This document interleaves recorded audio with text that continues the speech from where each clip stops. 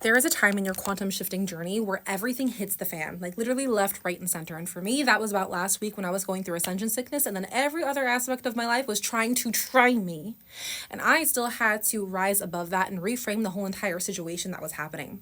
Not only that, I've had clients come to me saying, I've been manifesting, I've been quantum shifting, I've been doing this embodiment work for my next level identity, but guess what happened? This really bad thing. And now I just feel like giving up. Now I just feel like no longer meditating. Now I just feel like I can't tap into my intuition. Now I just feel like every single thing that I've been doing to get myself to quantum shift and get myself towards my goal is literally worthless and I should just give up. And I feel you.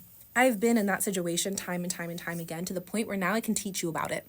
Because in that circumstance, what is happening is that you have been trying for so long to literally be consistent and disciplined in a way that your nervous system has yet to be regulated within, where you are working against the nature of your nervous system and what has felt comfortable for your old identity. So if getting into toxic relationships is in your old identity and that's been familiar and normalized, your nervous system will think that that is safe even if you know it is not. So the fact that you are trying to heal yourself and get better and love yourself and allow yourself to drop all of that old identity and pick up a new one, your nervous system at some point in that journey is going to say, oh, let's bring it back.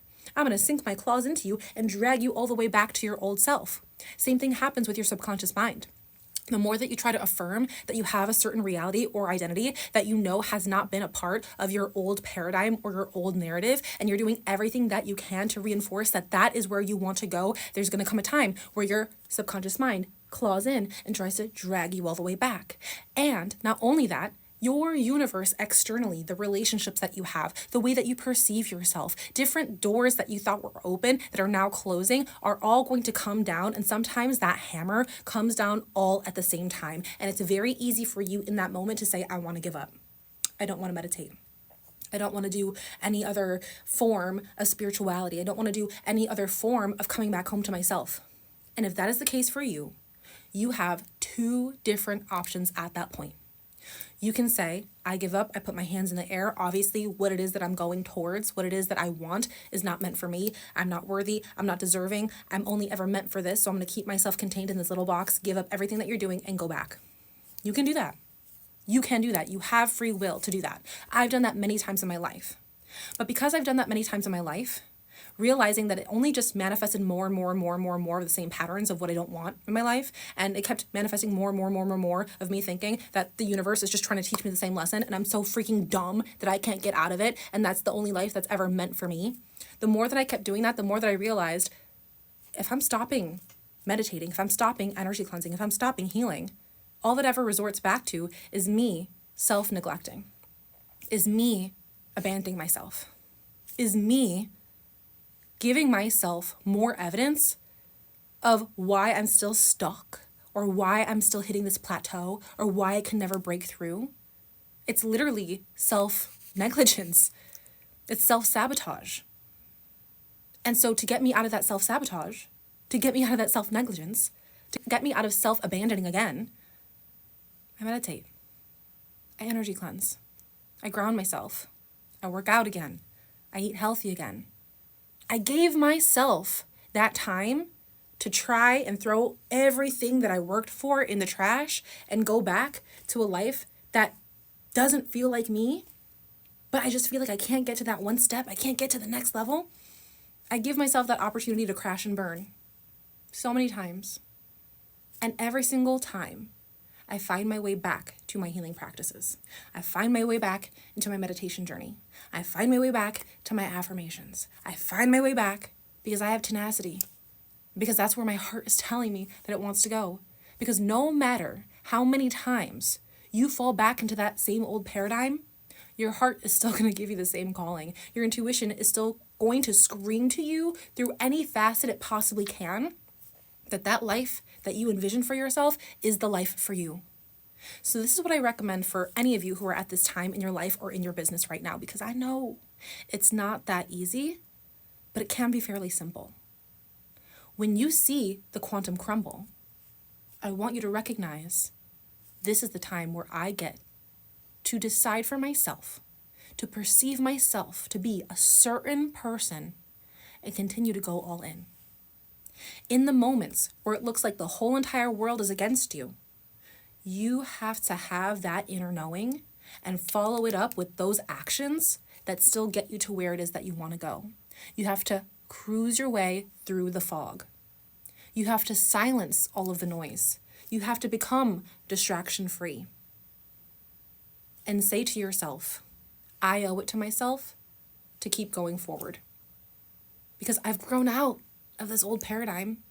No matter how hard I crumble, no matter how hard I have a mental breakdown, I'm still bigger than the shoe that fit that old version of me.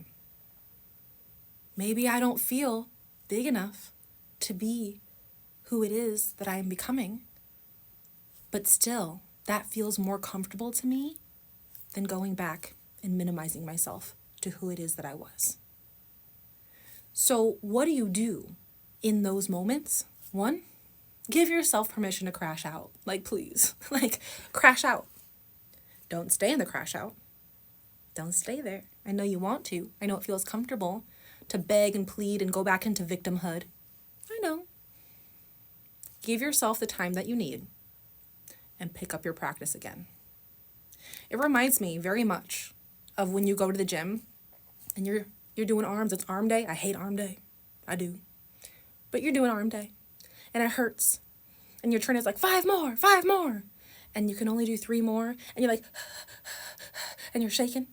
And that is the crumble, right? That is the start of the crumble. Things aren't working your way. You have 2 more to go. You don't know what to do. If you give up, you look like a little bitch. If you keep going, you'll break something. And so what do you do in that moment? You let go. You let go. In that moment, you can pack up your things and leave the gym and never go back.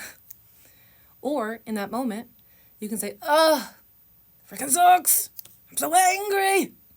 Shake it off. Get the blood flowing again. Do more reps.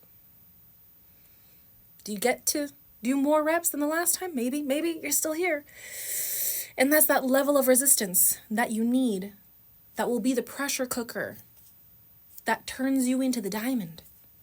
Will you be the diamond or will you be the glass? What's the difference? One breaks under pressure, one is made under pressure. And the only difference is you choosing which one that you are in that moment. So if you're in that quantum crumble, before the quantum shift, I feel for you.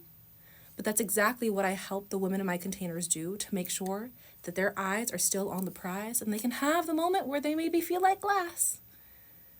But then they feel the support of other people cheering them on. They feel the support of their own energy, their own higher self, their own divine frequency.